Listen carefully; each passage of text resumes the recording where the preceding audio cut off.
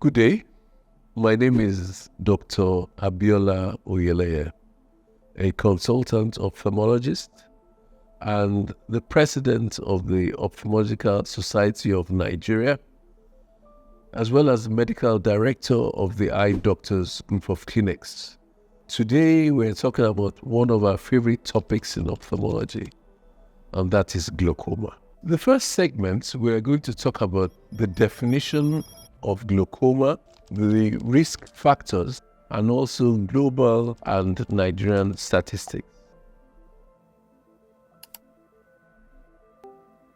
Glaucoma is a group of eye disorders that lead to progressive damage of the optic nerve, visual loss, and even possibly blindness. The optic nerve is that structure that takes messages from the eye to the brain. Anything that's seen by the eye is sent to the brain via the optic nerve. So if there's a problem with the optic nerve, the proper images don't get to the brain. Now, we need to talk about the risk factors of developing glaucoma. The first risk factor, which I would mention, which is also modifiable, is the high intraocular pressures. That is the intraocular pressures in our eyes. That's a risk factor. Also, if you are Black or you're African, that's another risk factor. The older we get, the more likely we are to develop glaucoma. And it's quite evident that most people who have glaucoma are the elderly or people 60 years and above. Well, if you have a member of the family who has glaucoma, that increases your likelihood of getting glaucoma. It doesn't mean you will get it, but it increases your likelihood. So if any of your parents, any of your siblings, or your children have glaucoma, it increases the likelihood of you getting glaucoma. There are other risk factors, like sometimes the medication we use. We all know about using steroid medication in medical world, and the side effects is sometimes glaucoma. It does not mean that we shouldn't use steroid medication because they are quite important, but we should be aware that it's a possible side effect. Sometimes it might be due to trauma, if you've had an injury in the past, or it might be due to systemic conditions or illnesses we have, and also the medication we take to solve certain of those illnesses. The fact that you have a refractive error, and what I mean by a refractive error is if you wear glasses to correct either your distance vision or your reading vision, maybe in childhood. So for example, people who are short-sighted are more prone to develop glaucoma. And also people who have other conditions like hypertension or conditions that affect the blood circulation in the body are more prone to get glaucoma. Now, statistics of glaucoma. There are about 80 million people in the world at the moment who have glaucoma. And by the year 2040, it is predicted that you have about 110 million people in the world with glaucoma. Now, most of the glaucoma are actually in different parts of the world, but especially in developing countries as opposed to the developed countries. Now, the strategies of developed countries encourage them to have regular eye tests so that half of the people with glaucoma know that they have glaucoma, and maybe another 50% who have glaucoma don't know. But guess what? In developing countries, you can have up to 90% of people not aware that they have glaucoma. Also, if you look at all the people who are blind in the world from glaucoma, 95% of those people are from developing countries. Studies done in America between various races show that the African American is more likely to get glaucoma than the Asians or Hispanics, who are also more likely to get glaucoma than the Caucasians. It's also more difficult to treat an African American with glaucoma compared to others because they don't respond as well to treatment, either medical treatment or surgical treatment. And also, worldwide, especially in places like Nigeria, the diagnosis is made at a very late stage. Now I've mentioned Nigeria, let me just tell you a little bit about our local statistics here. We had a survey of blindness in Nigeria between 2005 and 2007. And those are the figures I'm giving. Even though, yes, they are more than 15 years, but those are the current figures we have and we work on in Nigeria. So we have a prevalence of glaucoma of about 0.78% of the population. Then a lot of them, obviously, like I had mentioned before, don't know they have glaucoma.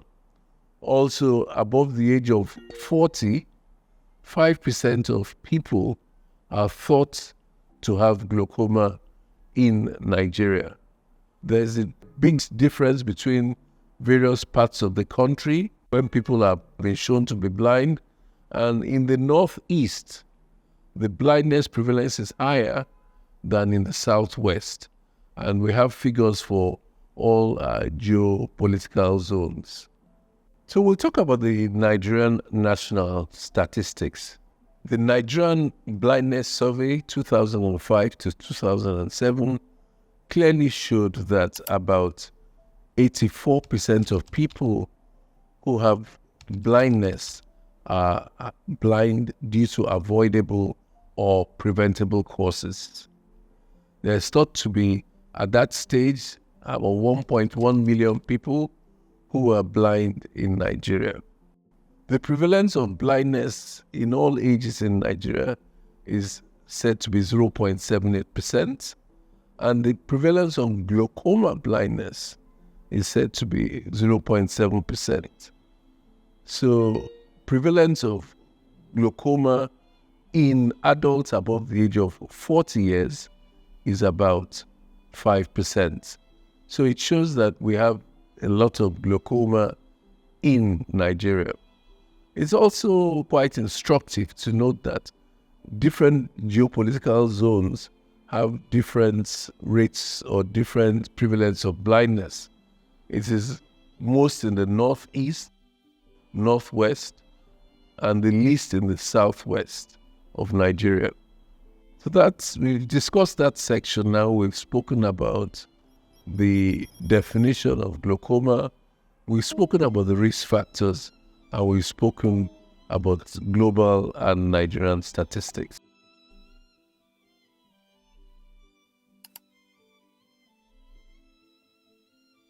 Our second section is talking about the management and management concepts in glaucoma.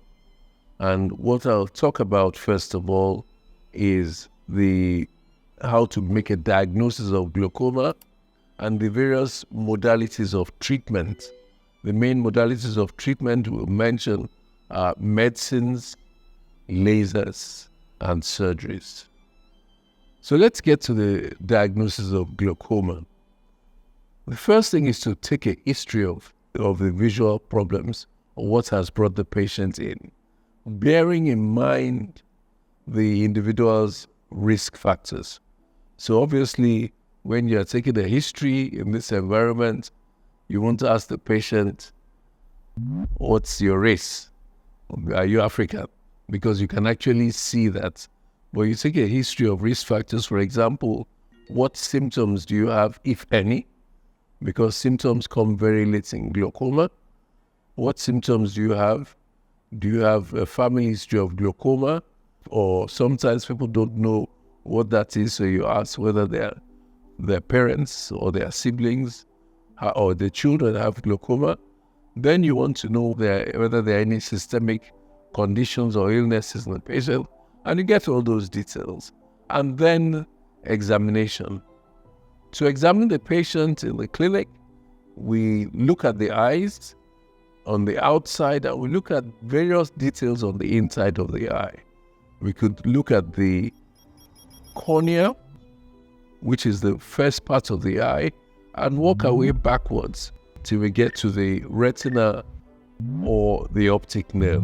So it's important we examine all the structures and make notes of what we see in the records.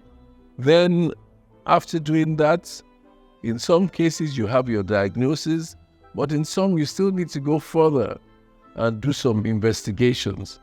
There are some specific investigations for glaucoma, and we'll be talking about the visual field assessment. We'll be talking about the thickness of the cornea, and we'll also be talking about a scan of the nerve at the back of the eye, which we call an OCT, which is an optical coherence topography. After taking a history and examining the individual, we might still need to do some investigations. The investigations we do are a good record for baseline evaluation and also for monitoring, and also helpful in making the diagnosis. So we'll talk about the visual field assessment. We'll talk about the pachymetry, which is the corneal thickness. And we'll also talk about the OCT, optical coherence tomography, which is essentially a scan of the back of the eye, concentrating on the optic nerve. As we had discussed earlier, intraocular pressure is the main modifiable risk factor. So whatever we're doing in glaucoma management is to bring down the intraocular pressure. And there are three main modalities of doing this: medication, laser, surgery. Medication, laser, surgery. So whatever we do, we are trying to bring down the intraocular pressure. There are various concepts of why we should do that.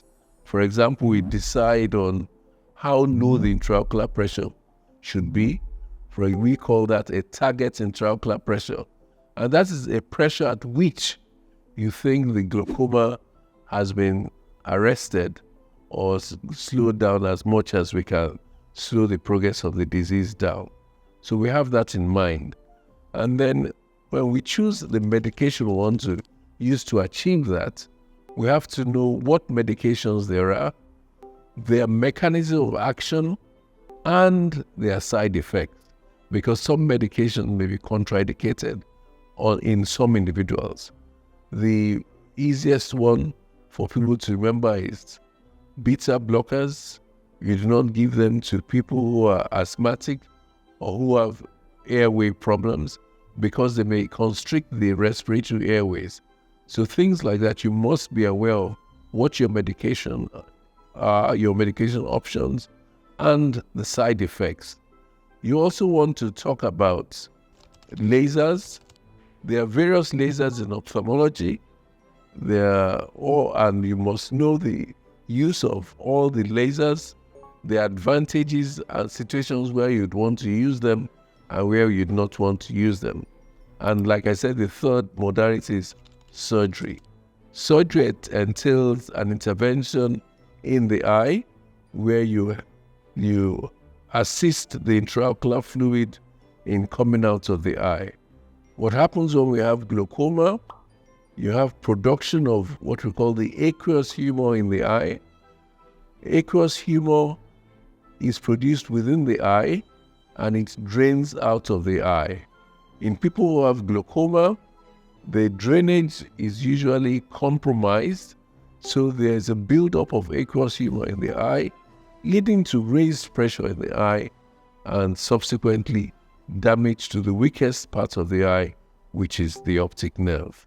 So in surgical treatment, you form an alternative channel for the fluid to flow out of the eye.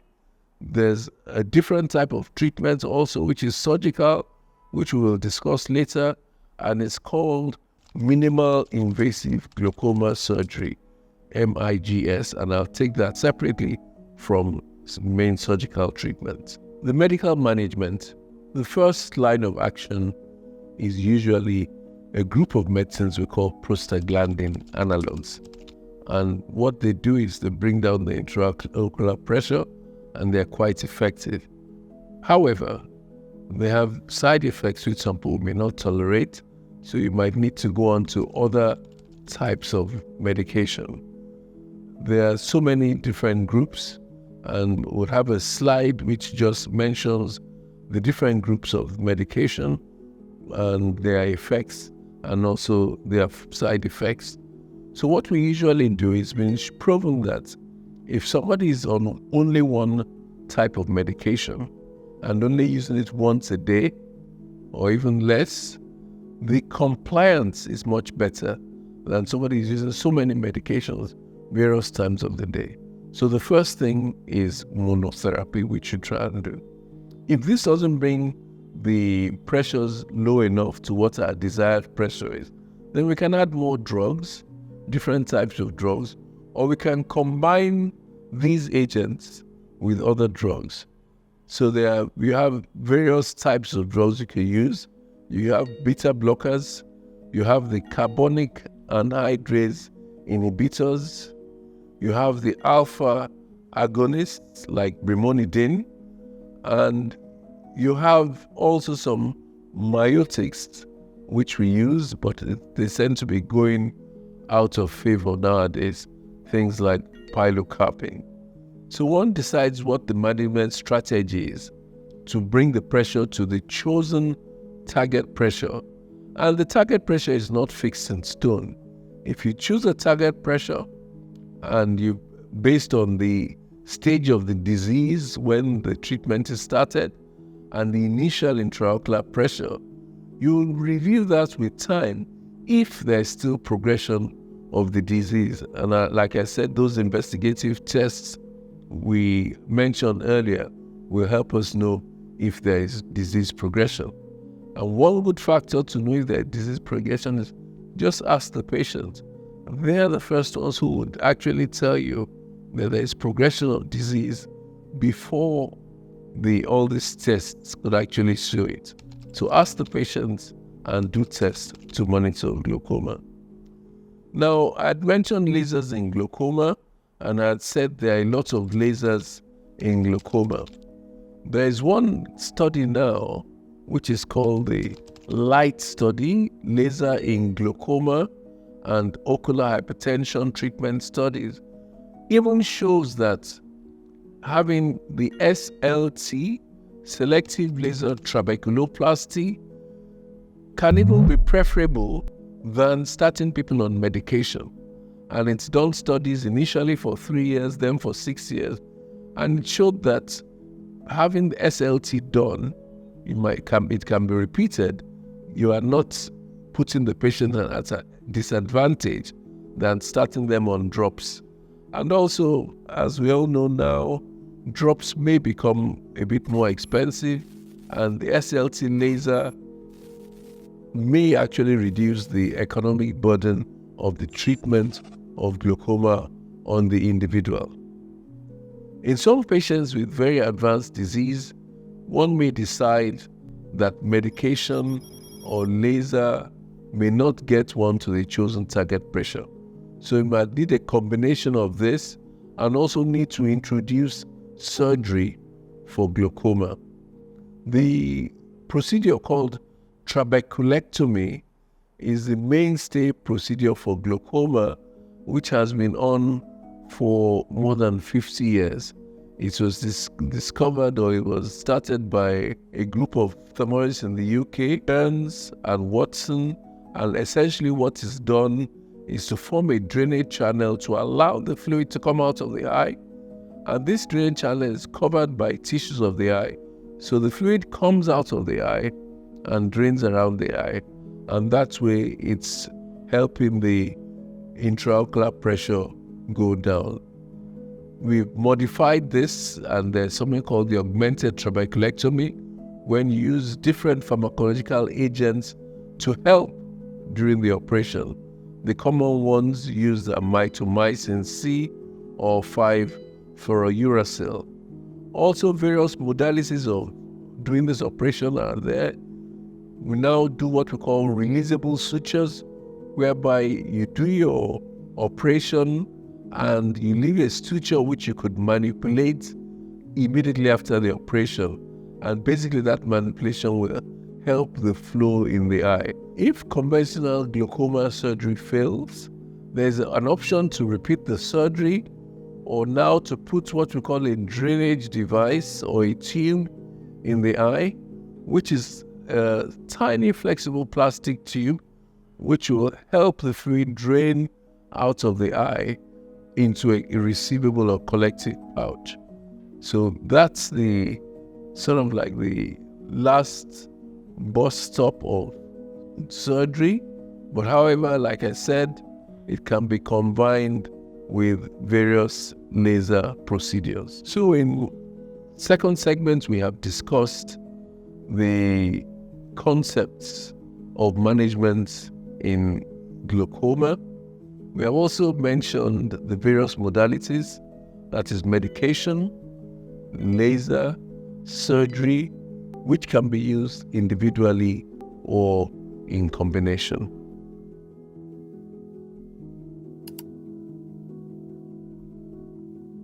This takes us to the third segment, which is the latest trends in glaucoma management. Now, this segment is not extensive on all the latest trends, but I feel it's quite important we are aware of the ones I'm going to mention. So firstly, I'll talk about the new medications that we use, the concept of ocular surface disease, that's problems on the surface of the eye, the new surgical techniques called the minimal invasive glaucoma surgery or MIGS, and we'll also now talk about the glaucoma toolkit for Nigeria. New medications. I've mentioned the group of conventional medications we have used or we use in glaucoma treatment. There are some new medications which have come out of research processes, and one is the Rho kinase inhibitor, which has an entirely new mechanism of action to allow aqueous flow out through the eye. What this brings to the table is that you can combine this with other agents that have the conventional pathways of aqueous flowing out to get an additive effect. So the Rho kinase inhibitors, for example, netacidil and ripacidil are used, and now they are combined with prostaglandin analogs. That combination gives very, very good reduction of the intraocular pressure. We also have new delivery systems whereby the drugs are delivered to the eye in various ways, either with the use of a lacrimal plug or even putting the drug in the eye. And then this is released slowly over a period of time. Now, this sometimes takes 3 to 6 months, and thereby the patient or the individual will not need to put in the medication during that time.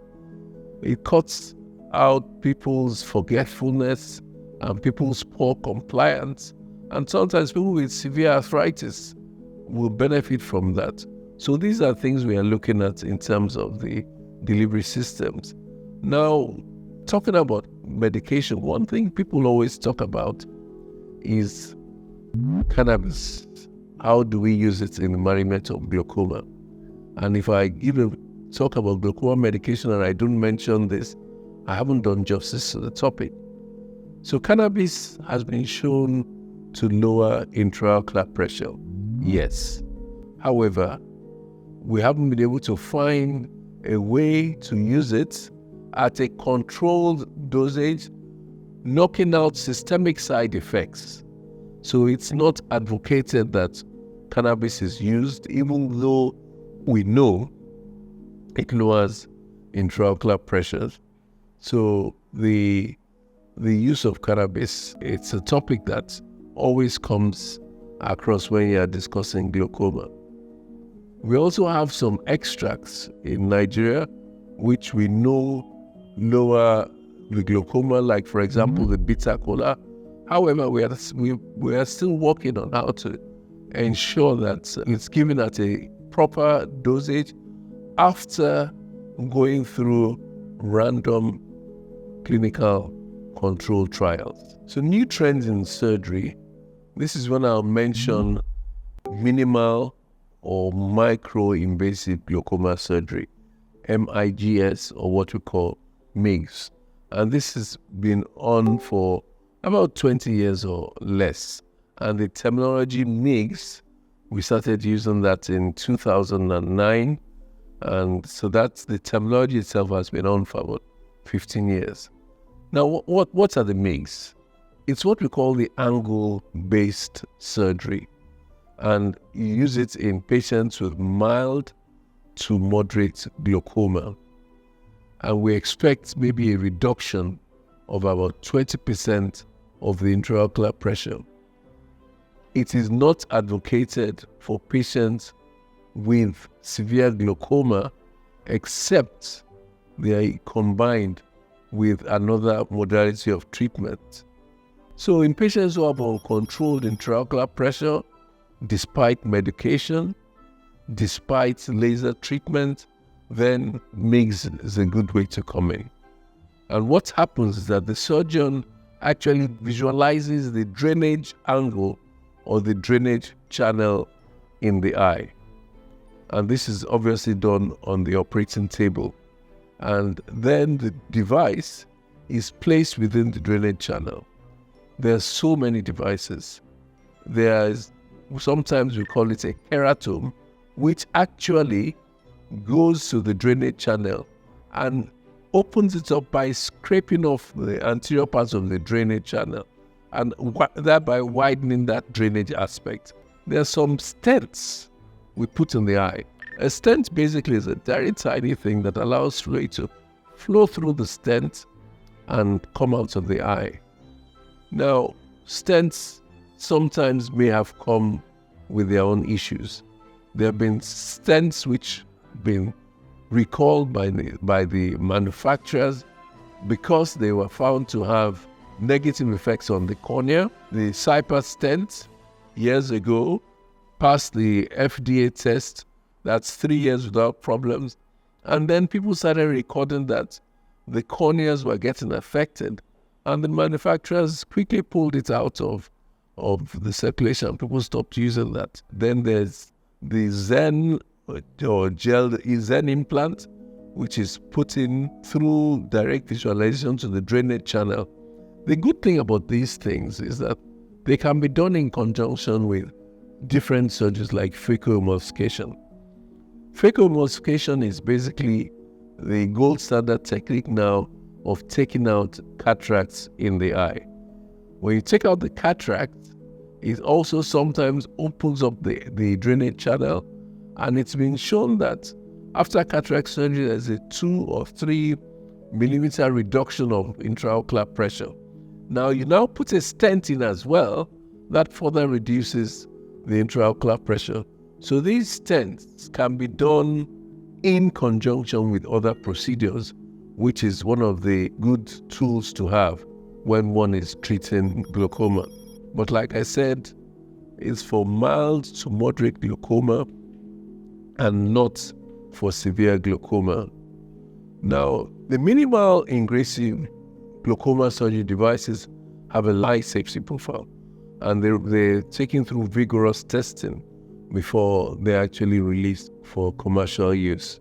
And it causes, during the surgery, very minimal manipulation of the sclera and the conjunctiva, and like it's put directly into the eye, usually through the cornea. And we aim for a certain amount of reduction, about 20% reduction in the intraocular pressure. People recover from this rapidly, so you don't have a long recovery time. So for example, if you do it with another surgical procedure, it doesn't really extend the recovery time of the other surgical procedure. Another concept recently is the concept of ocular surface disease. The ocular surface is a surface around the eye, and we're talking more about the conjunctiva and a little bit of discussion on the cornea. Now, ocular surface disease are more common in older patients. Like I said, glaucoma is also more common in older patients.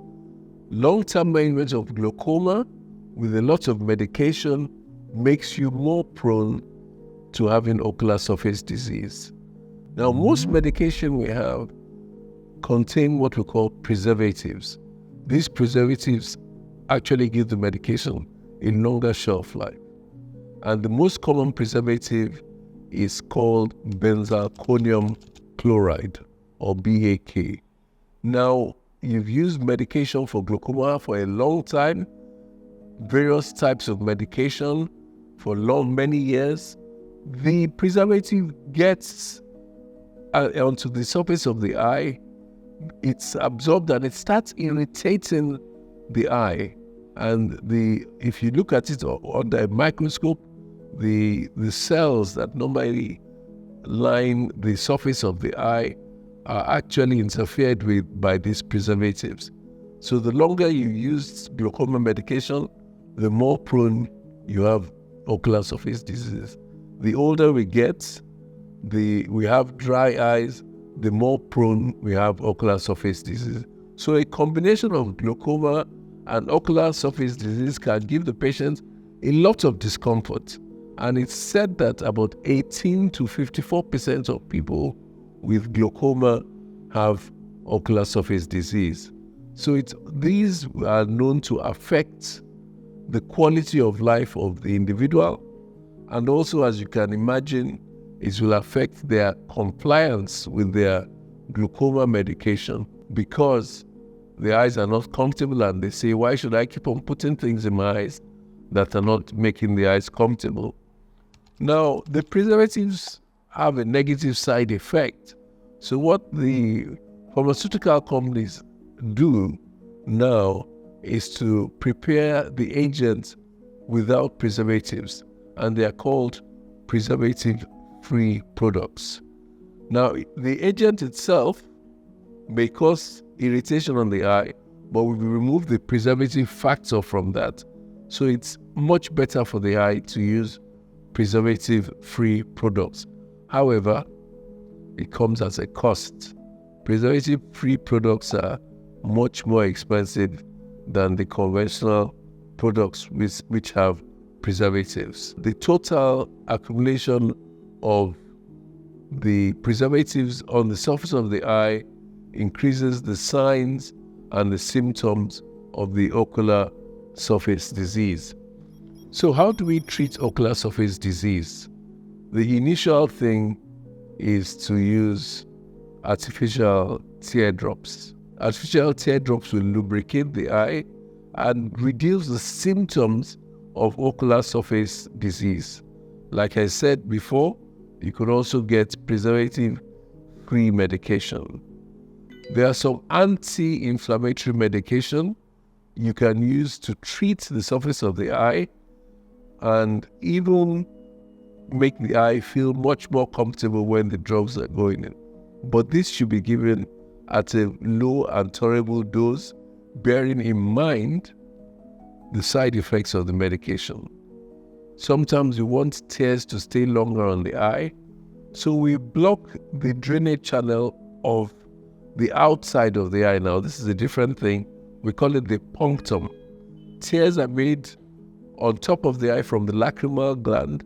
They flow across the eye and they drain out on the lower inner part through the lacrimal puncti. We have the puncti on top as well. So if you can block the drainage puncti, then you have the tears staying longer on the eye. So that's also another modality of treating the dry eyes. So the important thing is to recognize the presence of the ocular surface disease and act on it so it doesn't reduce the quality of life of the individual and also reduce their compliance with basic medication. So rounding up, I just want to highlight some key things on glaucoma management. The first thing is early diagnosis. We don't have a culture of routine eye tests, and you can't get an early diagnosis except via eye tests, because glaucoma is a silent thief of sight.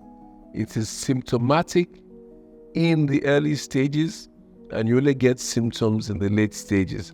So going for routine tests are very important, and you are looking to make early diagnosis. After making an early diagnosis, then appropriate treatment. I've mentioned various modalities of treatment, and it's important the ophthalmologist knows the various options open to him or her and selects the option for the best benefit of that particular patient. It's not a one-size-fits-all. So some patients, you may want to use a different modality of treatment on. For example, like I had mentioned, you might want to do laser first, or some patients, you are forced to go straight into surgery. So early diagnosis, appropriate treatment. The importance of research studies cannot be overemphasized for evidence-based medicines. A lot of studies have been done. For example, the OHTS, ocular hypertension treatment study, showed that giving Timolol in patients with ocular hypertension delayed the progression or even prevented them from tipping into glaucoma. And one thing that study actually showed, which is why I've mentioned it first, it wasn't looked for, but it showed that the corneal thickness was a very important factor.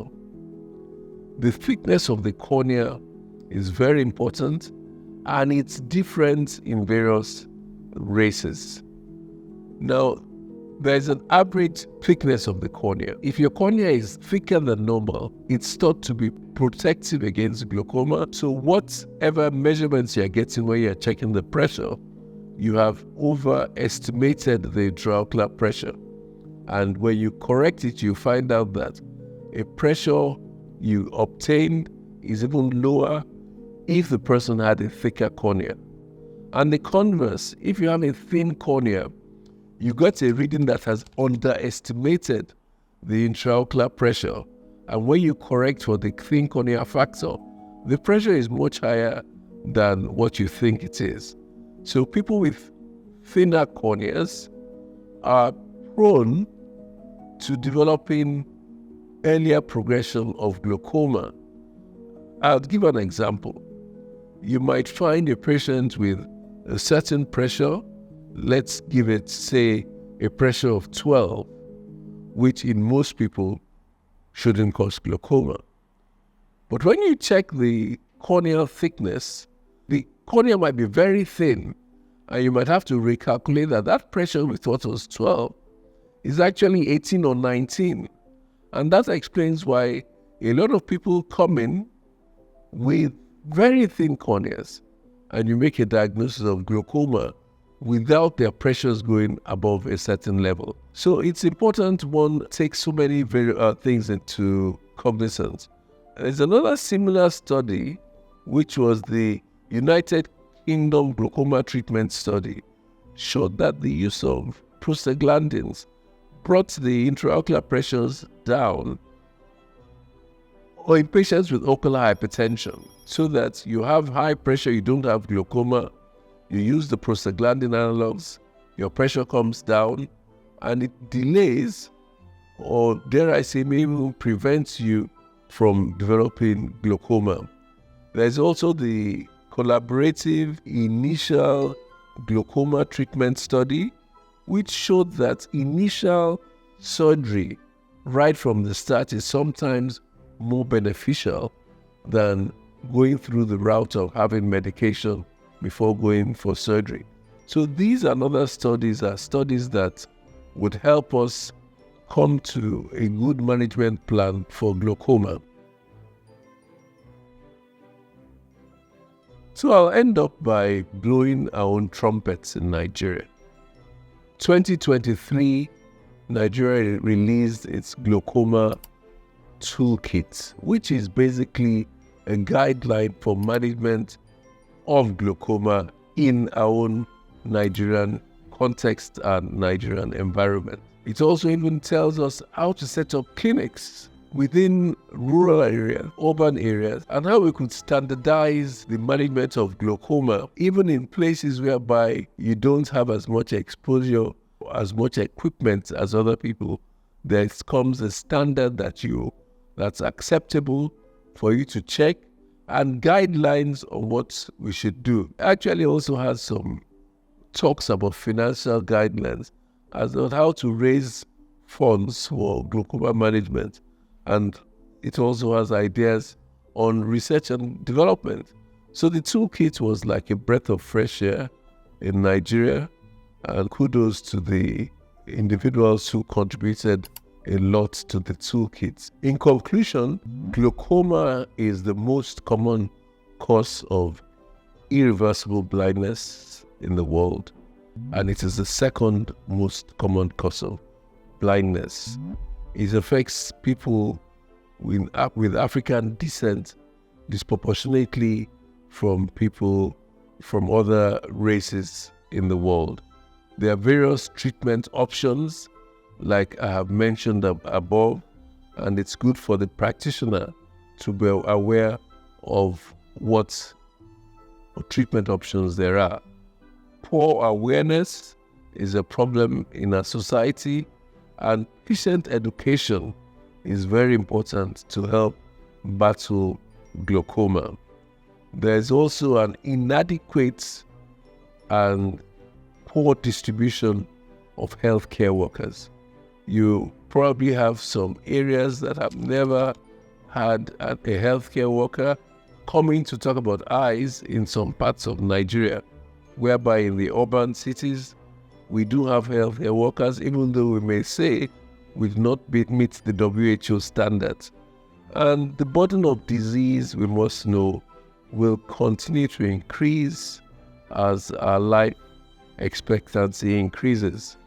And finally, the Nigerian glaucoma guidelines has done the talk for us in various settings, and it's up to us now to champion the fight against glaucoma. Thank you.